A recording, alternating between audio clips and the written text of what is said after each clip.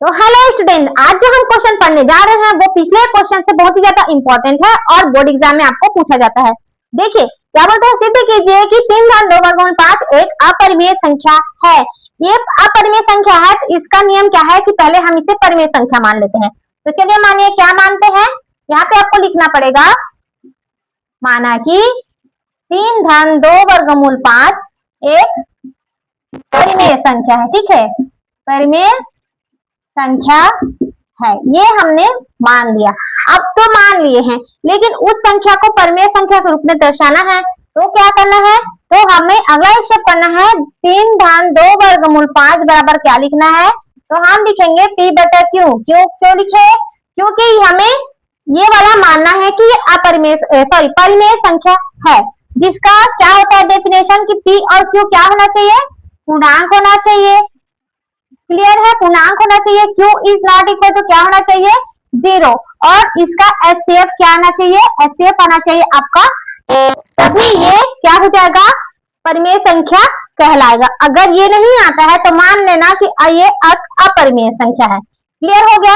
अब देखिए इसे सॉल्व करना है। सॉल्व करने के लिए क्या करेंगे, अगर प्लस में है तो सबसे पहले हम प्लस को उस साइड ले जाएंगे तो क्या हो जाएगा, माइनस में हो जाएगा। तो 2/5 बराबर कितना हो जाएगा, p/q माइनस 3। ये हो गया।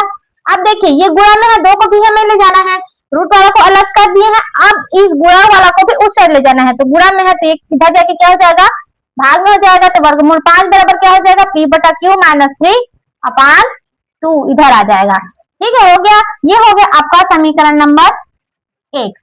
ठीक है, लेकिन क्या होता है, ये वाला क्या है, ये आप परिमेय संख्या है और ये क्या माने हैं हम, अपरिमेय संख्या दिया हुआ है। ठीक है, तो देखिए इसमें हमें लिखना है कि क्योंकि इसके बाद आपको सेम लिखते जाना है, जैसे जैसे मैं बता रही हूँ वैसे वैसे आपको कॉपी पे उतारना है। ठीक है, क्योंकि p/q माइनस 3/2 जो है वो क्या है, परिमेय संख्या है, परिमेय संख्या है। तथा हम जानते हैं कि यहाँ पे लिखना, हम जानते है कि वर्गमूल 5 क्या है, एक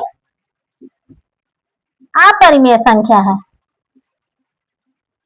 ठीक है, ये एक अपरिमेय संख्या है क्योंकि यहाँ पे दिया है। ठीक है, 2/5 जो है ये एक अपरिमेय संख्या है।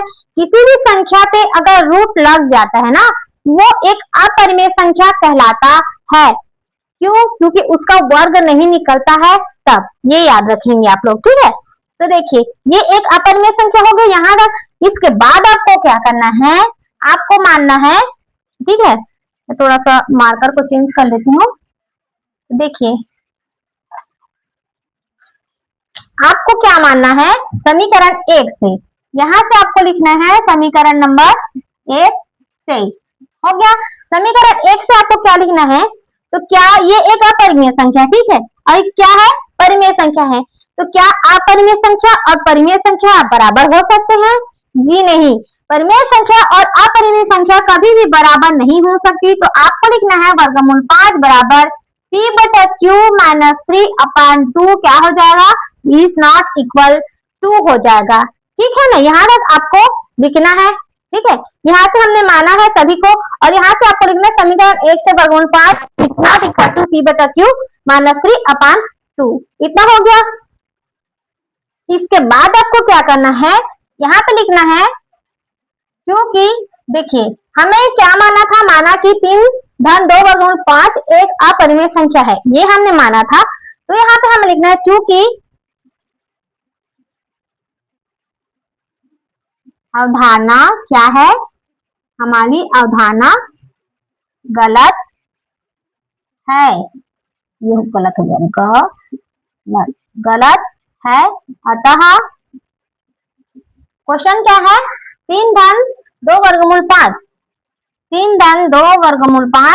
एक अपरिमेय संख्या है। ये हो जाएगा आपका आंसर। क्लियर है। इस टाइप के क्वेश्चन को आपको इस टाइप से बनाना पड़ता है। जो जो मैंने लिखा है वही सेम आपको कॉपी में लिखना होता है।